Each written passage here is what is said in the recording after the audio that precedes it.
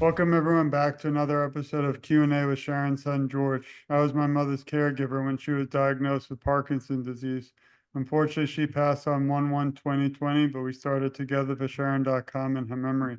Today's guest is somebody who's doing some incredible things, and I kind of look for organizations and foundations that I think are doing amazing work, but that if we could just reach one person in his state, his city, his location, or also around the world that doesn't know about the amazing things they offer, then we need to do that. And that's why, again, I'm honored to have Bruce for you with us today. I'm really grateful for your time.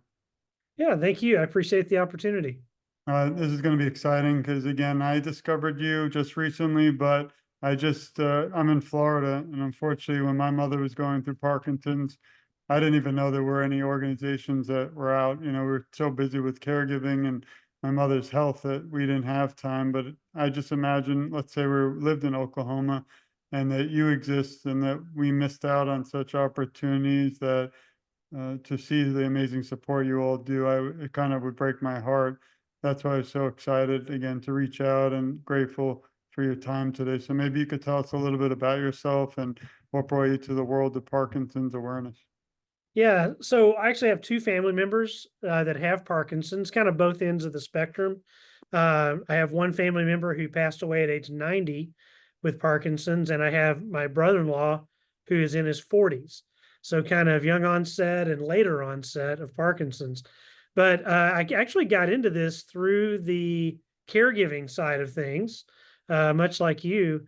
My wife has lived with a rare autoimmune disease for 20 years. We always say we've learned a lot about things we didn't want to know anything about. And in Mm. the course of those early years, I wound up volunteering and speaking on some caregiving things with this organization, and then went from being a volunteer to being on the board to now I'm the CEO. So I always say be careful what you volunteer for. Yeah, no, I appreciate that. And also, we send our love and support to your family for your loss and also for all those struggling today. That's why we do this. But again, it's really fascinating background. And how does now maybe we could talk a little bit about, the actual organization. I'm going to share for a moment the website. I'll probably be kind of showing everyone through it as you talk, but if you have a specific area, Okay. feel free to let me know. Yeah. So the Oklahoma Parkinson's Alliance, we have over the past 10 years or so, we have quadrupled, maybe we could even say quintupled our programming across the state of Oklahoma. We're a 501(c)(3) nonprofit in Oklahoma.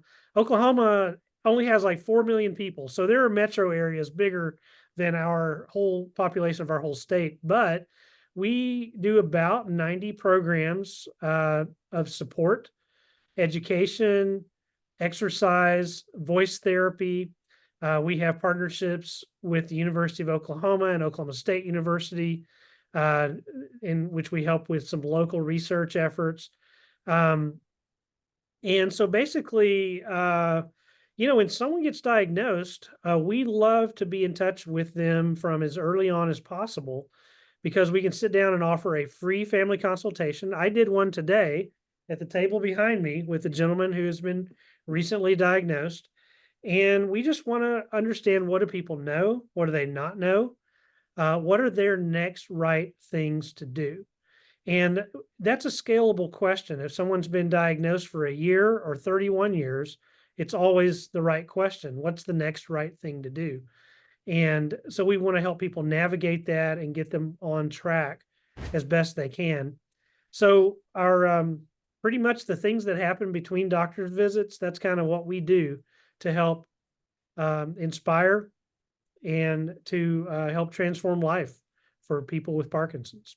And that's why I think it's so important, not just that people are aware, but the amazing things that you offer. Because again, if we could just reach one person out there that might be in Oklahoma that kind of feels alone or just not aware now, hopefully, if everyone again shares this, please visit Oklahoma.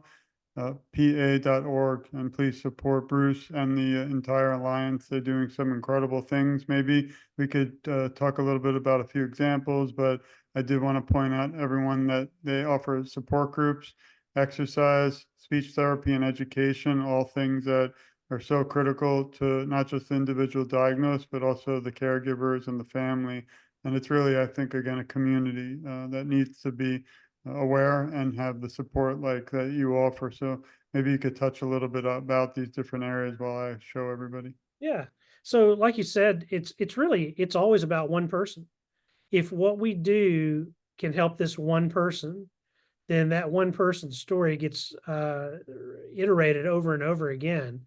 And so we have support groups throughout the state. Often that's a connecting point, and often an initial connecting point for people.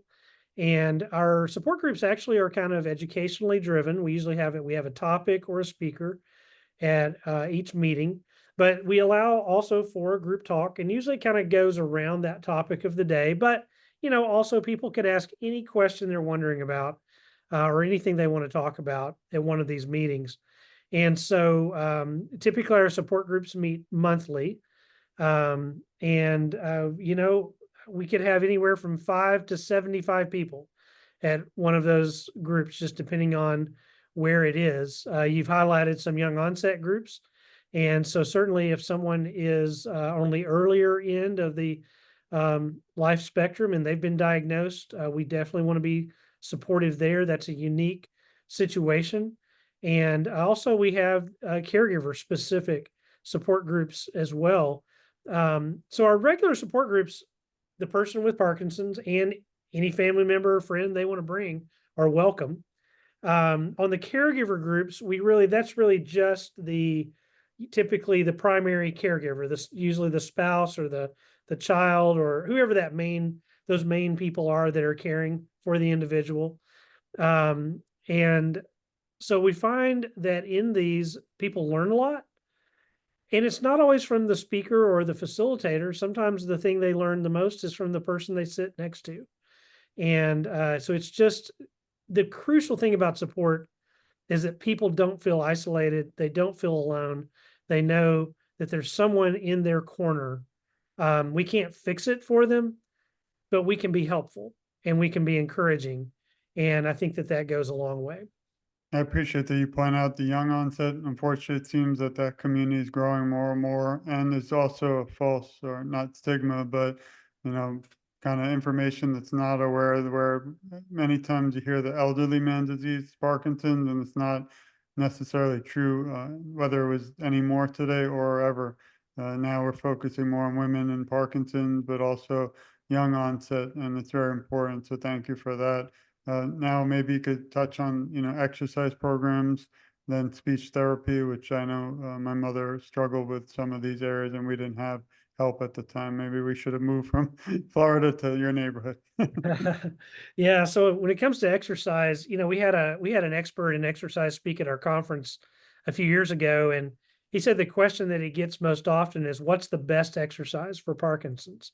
And he says that you've probably heard this, but he says that's easy. It's the one you'll do. Mm. So whatever exercise you'll do, that's what you need to do. Now, and we always tell people a little bit of something is better than a whole lot of nothing. So when you're with Parkinson's, is trying to make you smaller and slower and trying to diminish physical activity, but there's so much that you can do. It's interesting that every exercise I think that's been studied in relation to Parkinson's, the results are basically the same. It's good for you. Mhm. And the ones that are the most complex, though, the most intense, those tend to be perhaps even the best. So all over the state, we do a number of things, close, maybe upper 20s or so. And there's all kinds of arrangements. Some of these we pay for, some we subsidize, some we do a 50-50 arrangement to get them off the ground, and then we just promote it. And it's really their business, not ours.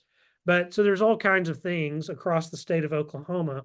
But as you can see there, as most everyone's probably heard, boxing has taken off. You don't get hit in the face. You don't hit anybody in the face, but you do all the balance and complex exercises that work cardio and strength and flexibility.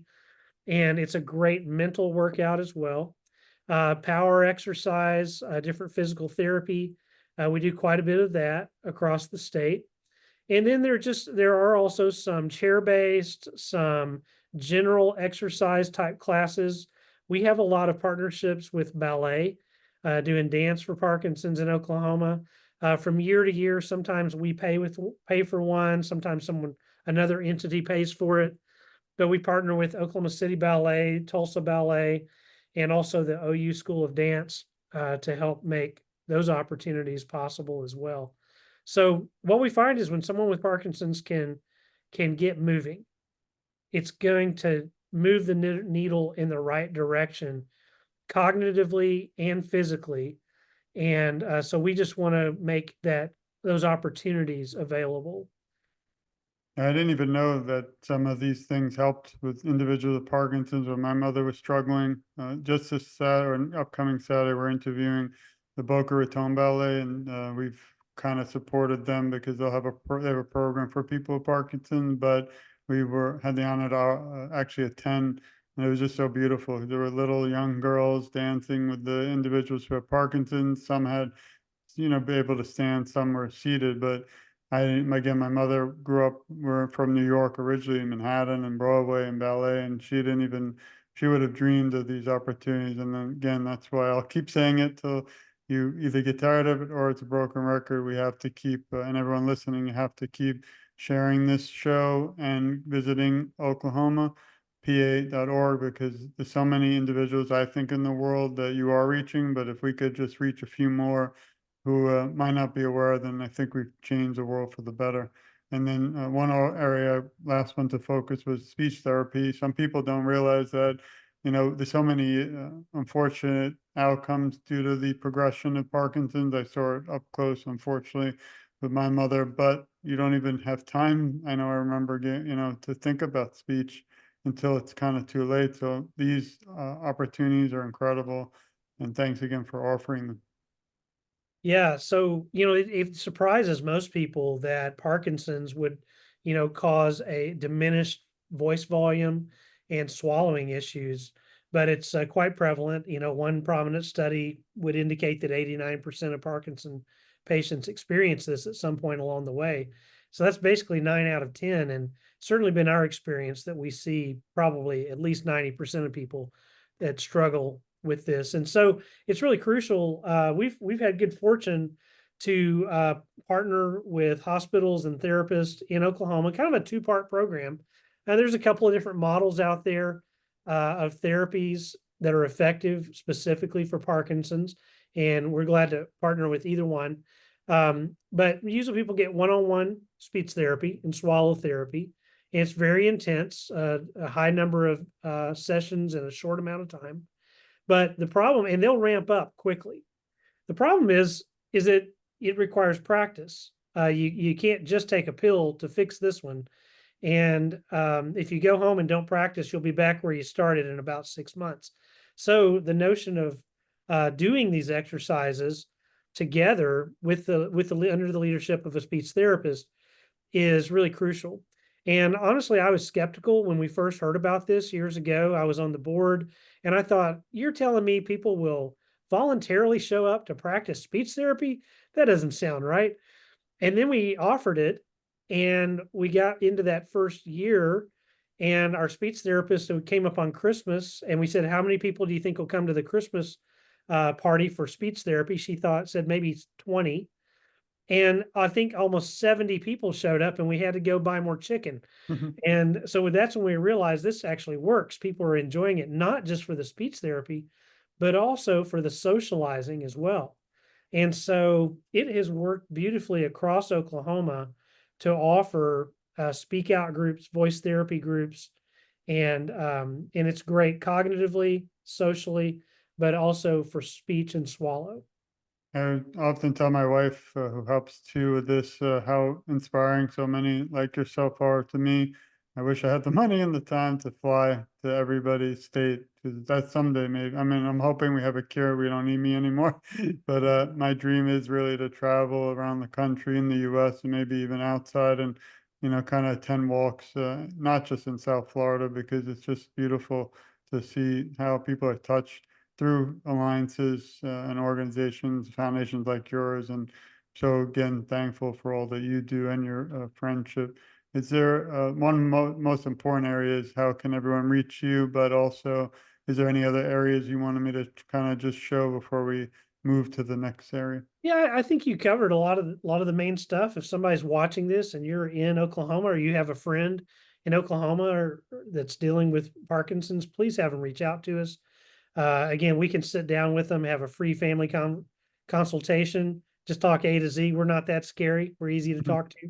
And we're also glad to plug them in on education, support, exercise, voice, all these opportunities, just depending on where they're at. These little things that can help improve their quality of life. So we hope we meet some new folks soon. I love that you offer this for Oklahoma because, no offense to my state, Florida, we don't have something like this. I think every state should. I guess it just depends on someone, like we need to clone you, I guess, and bring you here. But I think it should be, obviously we have other organizations that are national that are great.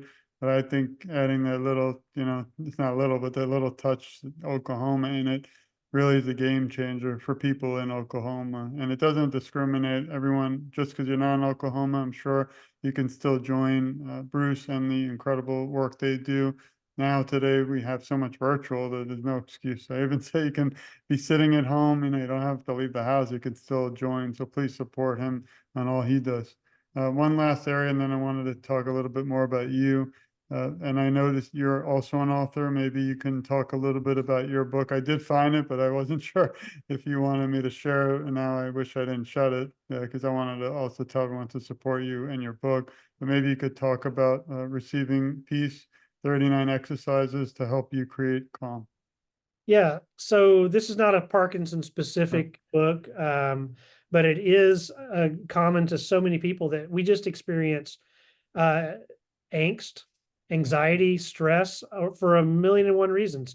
mm, And I think we all are glad to have as many tools in our toolbox as possible to navigate that and to manage it. And so that's the idea of this book. Is it just acknowledges it's really a book of exercises, 2, 3, or 4 pages each, 39 exercises to help you create calm. The first section is kind of like prayers and blessings. They're kind of tap into a little bit of a very ecumenical, big picture, spiritual side of things. But the next 2 sections are just exercises that you can do on your own. And the beauty is that you don't have to buy any equipment. You don't have to get in your car and go anywhere. But if you're sensing in the middle of the night or the middle of the afternoon angst and anxiety and stress, and you're just worked up and you need something to help calm and regain calm, these kinds of exercises are the thing that you want to have in your toolbox. I've personally done all of these many, many times. And often I do some of these early in the morning when I get up just to kind of set the rudder for my day and get my mind headed in the right direction. The final section is a little bit more in-depth exercises. These are some you could sit with for, you might spend several days on these thinking about and working through. But the notion is that we all experience resistance, and there are many tools and many tricks and many ways to reframe and to regain calm and to breathe and to think more clearly and to act more clearly. And so that's what the notion of this book is. Thanks. Yeah, anything for calm, I'm in. Add me in aboard that ship. Yeah, me too. I But wake up at 2 o'clock in the morning with problems in my mind that seem insurmountable. And at 8 o'clock in the morning, they're easily solvable, but at 2 o'clock in the morning, they seem impossible. And so there are some of these exercises I utilize to get back to sleep. I tell everyone on the show, I have nothing to hide. I'm always honest. Right before our show, everyone, the whole power with Great Oak, Florida blew out. I was panicking. Thankfully, we pulled it together, but all the computers are out right now. So I needed to read your book right in front before we. So I'll be doing that right after we close because it's going to be a long night for me at work. But can you? I'm going to now move to our different segment, which I love. I love them all, but this one's my favorite. Can you list 3 words that describe who you are?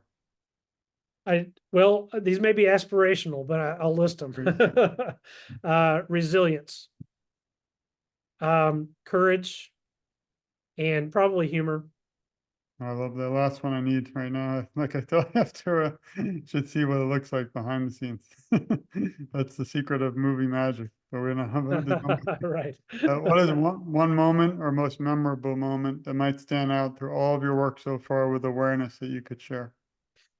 You know, I tell this story a lot, but it's about one of my favorite Parkinson patients of all time. And his name was Jack. So if we have just a couple of minutes, can Oh I yeah, of get into course. that? Okay. So Jack came to us at age 87. He had had Parkinson's 7 or 8 years, had never really done anything with us. And he got involved. He liked what we were doing. He did support groups, he did education conferences, voice therapy, boxing, power therapy. He tried everything. And Jack was like everyone else. He got depressed. He got angry about it. He did like everyone does. His wife Susie was a champion along with him. But anyway, somewhere along the way, I learned that I asked Jack. I try not to pigeonhole people with what their jobs are, but I'm always curious. And I asked him what kind of work he had done. He said he was an architect. And I asked about some of the if any projects he had worked on I would be familiar with. And he proceeded to list about 4 or 5 prominent Oklahoma City landmarks that everyone would know, including the state capitol dome. And so I was like, okay, so you were okay at being an architect, you Mhm. know, and so he was. Well, as he went along, my son's piano teacher was a young onset Parkinson patient, and she offered to do free piano lessons for Parkinson patients. So we didn't know of any studies about that, but it seemed like it would help with fine motor skills and strengthen the fingers. And so Jack was one of the people that took us up on that. And after a couple of months um, with free piano lessons from a young onset Parkinson patient in our office, and we got a piano donated here and to make that happen, he came out and I said, Jack, and again, at this time, Jack is now maybe 89 years old. And I said, Jack, how are piano lessons going? And he said, well, in the beginning, I could not button my shirt due to those fine motor skills. He said, now I can button my shirt. He said, I can't play the piano with a flip, but I can button my shirt. Mhm. And so I always appreciated how Jack was. And I think Jack's story has been replicated hundreds of times with people I've known. They didn't all take piano, but there are Parkinson patients out there who are determined, they're curious, they're just trying to do the best they can with a disease which that was not on their bucket list, that was not part of the plan, and yet they're just still trying to live life. And that's what we're trying to do. We're trying to help them live life as best they can. And so when I think about Jack, he ultimately passed away at age 93, but Jack was 93. So he was bringing up the average for everyone. Mhm. And I think of him and I think about someone who really persisted and really enjoyed life, even in the midst of the adversity of Parkinson's. And we do what we do, I think we do that for Jack. We do that for people like Jack, and everyone we meet is kind of like that in their own way. And now, because of that story, Jack lives on, not just in memory, but we'll dedicate today in his memory and all his family. And thank you for sharing that beautiful, touching moment. Here's one kind of shifts to your world. I Yeah. always say you're the spokesperson doing incredible things, but there has to be, unless I'm wrong, you could tell me someone behind the scenes that don't really get enough thank you. So I have a two-part question. First is who helps you during times of struggle, because this is not always easy. You're dealing with individuals who are, having tough battles, you yourself, family. And then I was a caregiver, as you know, likely. What tips could you give those listening who are also caregivers today? Yeah. I don't know that anyone is ever prepared truly for caregiving. It usually comes on us more suddenly than we'd like. And I think the things that they were a struggle for me early on with my wife. I see this also with a lot of Parkinson's caregivers as well, is just acknowledging reality um, quicker than later.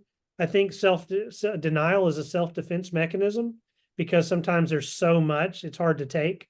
But the sooner you can work through it and deal with reality, the better you can get to solutions, or can get to help. And so it's just to tell the truth as best you can. These are uncomfortable things to talk about, but for my wife, the more often we talk about it, the quicker we do better. And again, I see that with Parkinson patients all the time as well. I appreciate it. And then, if, I guess you kind of did touch on it, but what can you give in terms of tips for caregivers who might be listening and who have interest and might reside in Oklahoma with the Alliance? Yeah, so if you're a spouse, or child or parent or sibling or friend of someone with Parkinson's, and you're really involved in their care, please do reach out to us. So again, part of what you asked me also, I have a staff. We don't have a large staff. We have 2 full-time people, 5 part-time people in the state of Oklahoma. We have about 150 volunteers. But one of the people, depending on where you live in Oklahoma, we can put you in touch with someone in your region, who can help talk you through, maybe link you to more caregiver resources in that area. But if nothing else, really be able to talk you through the situation. And we also have the virtual option on at least one of our caregiver groups as well. So yeah, please reach out and we will be as helpful as we can. And please thank your entire staff and volunteers for everything they do. Again, a lot of time they're kind of behind the scenes. Some don't want to be, public, so we do for them. But I think it's important to thank them just as much because without them, as you know better than me, you can't have this incredible thing that you've now built. Even looking through your website just now, talking, it's amazing how many areas you do reach. And I really want everyone, if I could run around there physically, knock on everyone's door, forget about the election, but let them know that, you're out there. I would do that. Because I Yeah. still think there's someone out there right now, well, not listening, hopefully they'll get this, that could be very beneficial by learning about you and all the alliance, and they're just not. So hopefully we can get to them too. One question that sometimes is tough, but might not be, is there something maybe looking back today in the past 10 years you might have done differently? Yeah, past 10 years. Yeah, because I'm coming up on 10 years actually doing Oh, this. we And didn't plan that, everyone, before. yeah, I'm really proud of the work that we've Congratulations. done. Yeah. And I really do think we've made a positive difference for a lot of people. Uh, but if anything, it's probably to have been more ambitious, and to probably to have asked more people to help. I ask a lot of people for money. I ask a lot of people to help. And sometimes you get fatigue with that, and the answer is not always yes. But I probably would have been bolder and more courageous in asking, because I think there are more people out there that want to do some good. And the next area is, this is a new one we just added to the show, but who is your hero or inspiration that keeps you kind of motivated and not giving up like you just said? Because I know there are days for me, I do want to give up because it's draining. Just me. I don't have, I would like to borrow your 150 volunteers, but what gets me going or motivated is seeing what you're doing and seeing all those still battling. And I just never want anyone to go through what my mother or our family has. And that's why I personally do this, and as you, I think, no, we don't accept anything at all, except, that there's someone out there like us fighting on their behalf if they can't be a voice right now. Yeah. Yeah, so I think I mean, people like Jack have been a great inspiration to me. My predecessor who started this organization was a good mentor to me while I was a volunteer and on the board. And so to Jim Keating, I'm really always very grateful that he helped me see how to do this work, and that it's certainly it's work worth doing in the world, because it's good. It makes a positive difference to people. And so that's probably the person that I would say. Hearing you respond to all these questions inspires me more that, I feel like jumping out of the chair and getting over there now. There's so many great things coming, but there's still a lot, work still Yeah. to be done. If you were asked to write a script to a movie about your life story, what would you call it? Oh boy, my life story. Wow, I don't know. That's an interesting one. Take a rain check will definitely help to speak again. Yeah, wow, I've never thought about that before. I don't know. Well, something to think about because I think Yeah, again, all the work you do inspires me and I guarantee many others. So yeah. thank you for that. You- And then before I ask the final question, is there any areas you wanted to kind of touch on that we might not have covered? And also, let's reiterate again, everyone, you can reach Bruce at Oklahoma, uh, Oklahoma, PA.org. And you can definitely reach out to him there, but maybe if there's any other ways or any other topics you kind of want to hit on before we conclude? I mean, I think you covered it pretty comprehensively, and yeah, oklahomapa.org.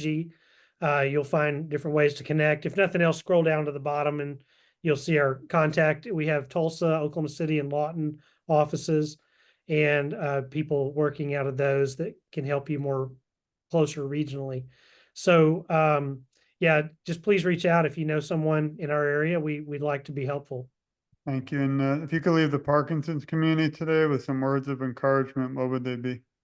Oh, keep going. I'm so inspired by the Parkinson space. I tell people all the time, this is not a static space, it's a dynamic space. There's a lot going on in the world of Parkinson's. Every month, every year, there's news, new therapies, new breakthroughs.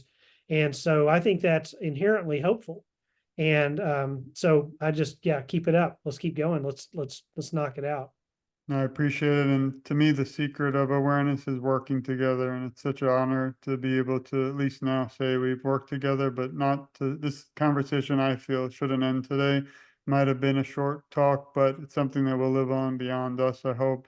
And I hope everyone listening knows that this is not just about, us or Oklahoma, but it's about you, that you're never alone. And there's so many things out there. And that's what I try to do at TogetherForSharon.com, which is completely free, because there's so many great resources like what you're doing, but I think people aren't aware, like I wasn't. And now there's a chance, an opportunity for free. I always have to keep saying free, even though I don't like it, but it's true because I don't want people to think that the motive here is really find a cure. And I have a little message for you and everyone listening. We love you, we support you, we care a lot about you, and you're never alone. I, along with Bruce, will advocate for you, and I feel together our voices are so much stronger. And I always say I'm just getting started because, like I said, when I discovered all that you do in the alliance, I was kind of part of me is like in shock, and then part of me is a little sad because there's such incredible things that you're all doing out there, and I just want the whole world to know about it. So as you know, if we could ever be of any help, and just keep doing what you're doing, but keep doing even more because I know you will, and you sure inspire me and so many. So again, thank you for your time, your friendship, and I hope again this continues on because until we have a cure at everyone's doorsteps, we can't stop fighting. Thank you again. Thank you for the opportunity. No, appreciate it. And everyone, thanks for listening. Please share this again. There's going to be someone that you know in Oklahoma, everyone listening, that you might not live there. You might have visited for a short time. You might have even just taken a kind of spot at the airport flying through. But there's someone that you know, family, friend, neighbor, someone in the community that really, I think, can benefit from this incredible organization and from all that Bruce does. So please, again, find or look up online Oklahoma Parkinson's Alliance, and Bruce is just a little bit of a call or an email away from really changing your life for the better. So thank you all for listening. Thanks again, Bruce. Appreciate it. Okay, thanks.